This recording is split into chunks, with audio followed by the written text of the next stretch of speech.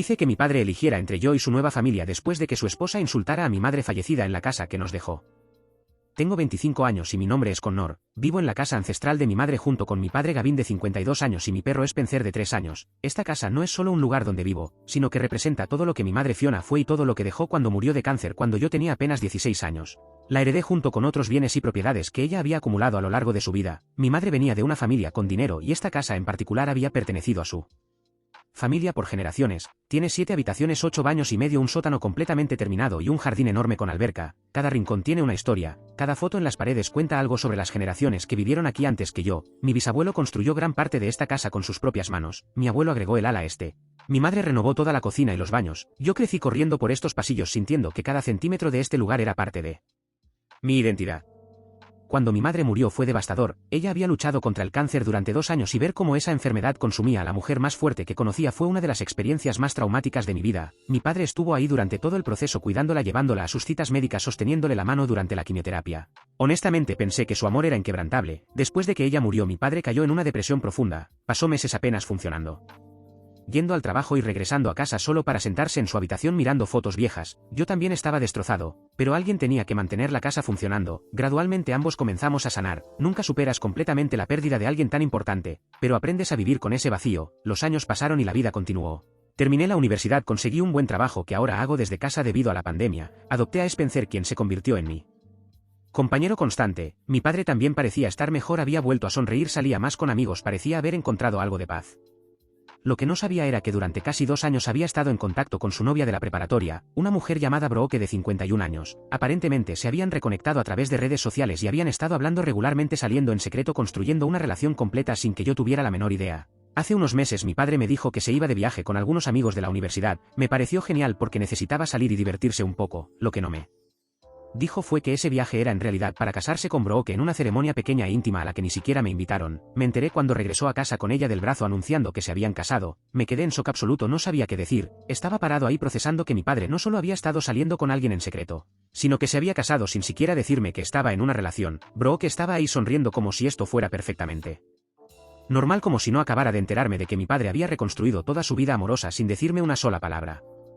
Una semana después de que regresaron de su boda sorpresa, Brooke se mudó oficialmente a la casa, pero no vino sola. Trajo consigo lo que ella llamaba su equipaje, que resultó ser sus 2 hijas gemelas, Paige y Mali, de 20 años. Ambas iban a la universidad estatal cercana y aparentemente pensaron que sería una gran idea mudarse a mi casa para ahorrar dinero en renta y otros gastos. Mi padre me preguntó si estaba bien con esto antes de que se mudaran. También mencionó que la casa era lo suficientemente grande para todos, lo cual técnicamente era cierto, pero el tamaño de la casa no era realmente el problema. El problema era que esta era mi casa, la casa que heredé de mi madre, la casa donde crecí, y ahora de repente iba a estar llena de extraños. Pero mi padre me miró con esos ojos esperanzados y yo no pude decirle que no. Quería que fuera feliz. Quería apoyar su nueva relación incluso si toda la situación me hacía sentir incómodo, así que dije que sí, que podían mudarse. Fue uno de los errores más grandes de mi vida. El primer problema surgió casi inmediatamente después de que se mudaron. Brooke decidió que quería mi habitación, específicamente quería mi habitación porque tiene el segundo closet más grande de toda la casa después de la habitación principal. Necesitaba ese espacio para guardar toda su colección de bolsos de diseñador, zapatos caros y ropa de lujo. Me lo dijo como si fuera la cosa más razonable del mundo, como si yo debiera simplemente mudarme a una habitación más pequeña para acomodar su guardarropa. Le dije rotundamente que no. Le expliqué que esa había sido mi habitación desde que tenía memoria, que cada rincón de ese espacio tenía recuerdos de mi infancia y adolescencia, que no me iba a mudar de mi habitación en mi casa solo porque ella quería más espacio para sus cosas. Brooke no tomó bien mi negativa, fue a quejarse con mi padre diciendo que yo estaba siendo difícil y poco cooperativo. Mi padre intentó mediar llegando a un acuerdo donde él le daría su lado del closet en la habitación principal a Brooke, mientras que el resto de sus cosas se quedarían en una de las habitaciones de invitados que convertiríamos en un vestidor. El segundo problema fueron las gemelas Paige y Mali. Estas dos tienen absolutamente cero concepto de límites personales o privacidad. Tienen la costumbre de entrar a cualquier habitación de la casa sin tocar la puerta primero, sin importar si la puerta está cerrada o no, simplemente giran la perilla y entran como si fuera su derecho. Esto se volvió un problema masivo porque trabajo desde casa y tengo juntas de vídeo regularmente. Un día estaba en medio de una presentación importante para mi jefe y varios clientes cuando Mali entró a mi oficina usando solo un bikini diminuto, buscando algo que supuestamente había dejado ahí. Literalmente caminó detrás de mí donde todos en la junta podían verla claramente en sus pantallas. Mi jefe hizo un comentario incómodo sobre trabajar desde casa y tener distracciones. Los clientes se rieron nerviosamente. Yo estaba absolutamente furioso y avergonzado. Después de la junta confronté a Mali y le dije que necesitaba tocar la puerta antes de entrar. especialmente cuando estoy trabajando. Ella se encogió de hombros y dijo que no sabía que estaba en una junta. Le señalé que precisamente por eso tiene que tocar la puerta antes de entrar para saber si estoy ocupado o no. Ella actuó como si yo estuviera exagerando y se fue sin siquiera disculparse. El tercer problema fueron los perros de las gemelas. Trajeron 2 chihuahuas pequeños y agresivos a los que nombraron Gucci y Hermès porque aparentemente Brooke y sus hijas tienen una obsesión con las marcas de lujo. Estos perros no están entrenados en lo absoluto, hacen sus necesidades por toda la casa, en las alfombras, en los pasillos, en la sala, básicamente en cualquier lugar que les da la gana, y Paige y Mali nunca limpian después de ellos, simplemente dejan el desastre ahí esperando que alguien más lo limpie, lo cual generalmente termino siendo yo porque no puedo soportar vivir en un lugar sucio. Además de eso, estos perros son extremadamente agresivos con Spencer. Cada vez que Spencer intenta acercarse a ellos lo atacan ladrando, gruñendo y tratando de morderlo. Spencer es el perro más dulce y gentil del mundo, nunca le ha hecho daño a nadie. Un día encontré a Spencer con un arañazo profundo cerca de su ojo izquierdo, era exactamente el tipo de herida que esos chihuahuas hacen. Cuando logran alcanzarlo, llevé a Spencer al veterinario, quien me dijo que tuve suerte de que la herida no fuera más profunda porque podría haber dañado su ojo permanentemente. Cuando confronté a las gemelas sobre esto, simplemente dijeron que los perros solo estaban jugando y que Spencer probablemente había iniciado.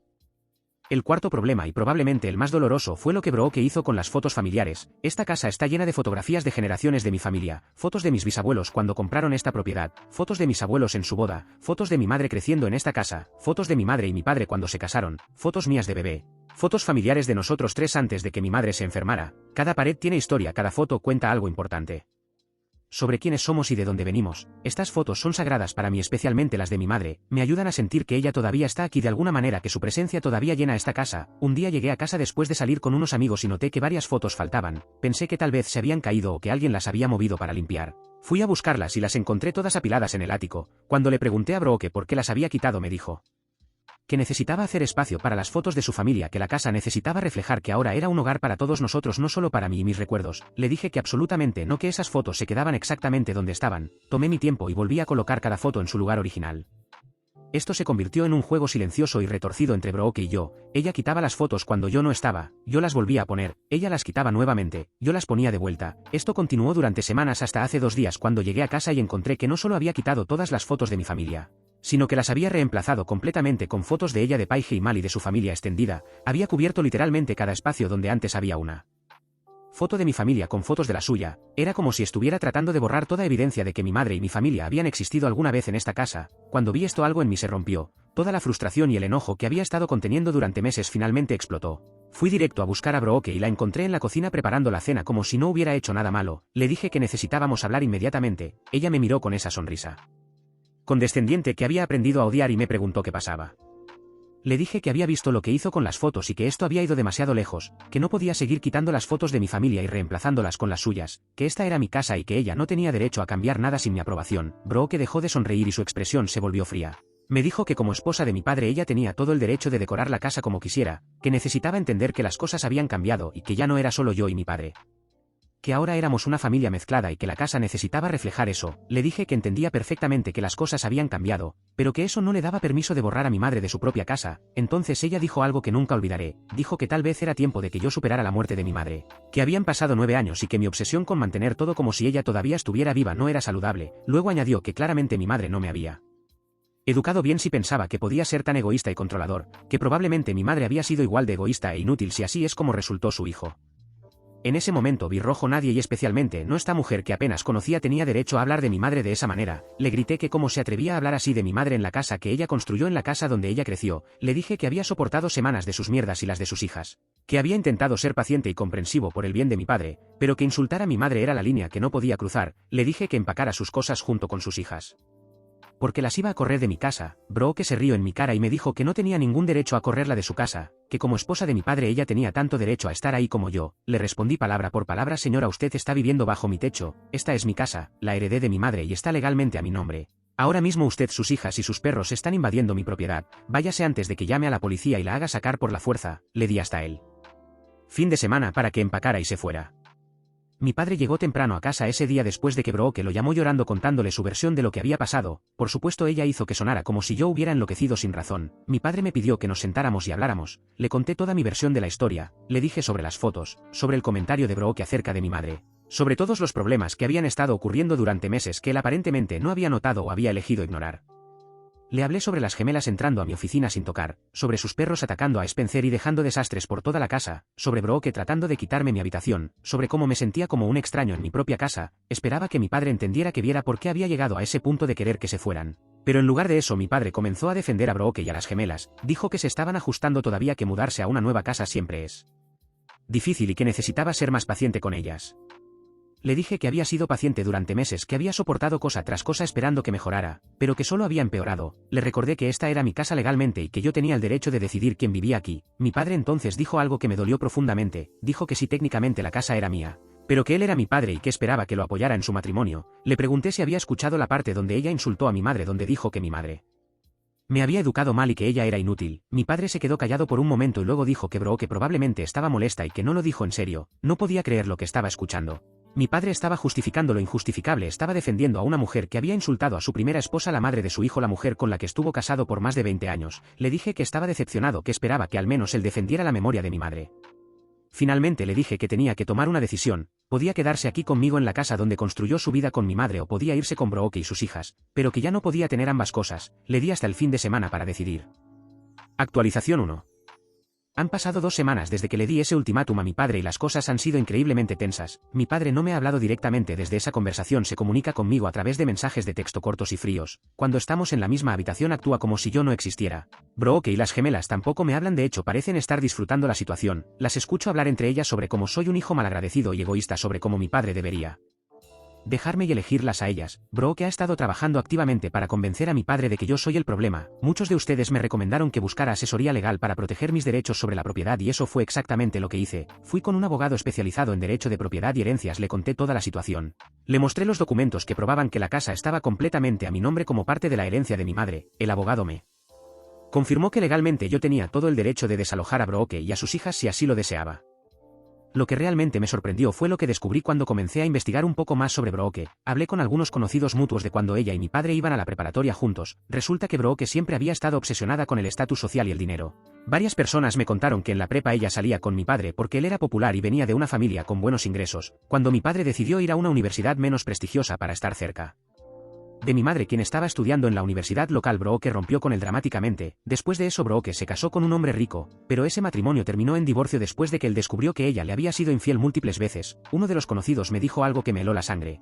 Dijo que hace unos años, antes de reconectarse con mi padre, Brooke había estado preguntando por él específicamente, preguntando si todavía estaba casado, dónde vivía, cómo le iba económicamente. Esto fue incluso antes de que mi madre muriera. Le conté a mi padre lo que había descubierto esperando que finalmente abriera los ojos, pero su reacción fue de negación total. Me acusó de estar investigando a su esposa porque estaba buscando razones para odiarla. Dijo que lo que había pasado hace 30 años no importaba, que las personas cambian. Le pregunté entonces por qué había estado preguntando por él incluso antes de que mi madre muriera. Mi padre no tenía respuesta para eso. Me dijo que estaba proyectando mi dolor por la pérdida de mi madre en Brooke, que necesitaba terapia para lidiar con mis problemas de abandono en lugar de arruinar su única oportunidad de ser feliz nuevamente. Esas palabras me dolieron más de lo que puedo expresar. Mientras tanto las cosas en la casa se pusieron peor. Las gemelas comenzaron a traer amigos sin avisarme. Un fin de semana llegué a casa y había como 15 personas en mi alberca haciendo una fiesta, música a todo volumen, gente que no conocía por toda mi propiedad. Tuve que amenazar con llamar a la policía antes de que finalmente todos se fueran. Brooke me acusó de arruinarles la diversión a sus hijas. Dijo que yo era un amargado que no podía soportar ver a otras personas felices. La situación estaba claramente fuera de control y el fin de semana que le había dado a mi padre para tomar una decisión ya había pasado.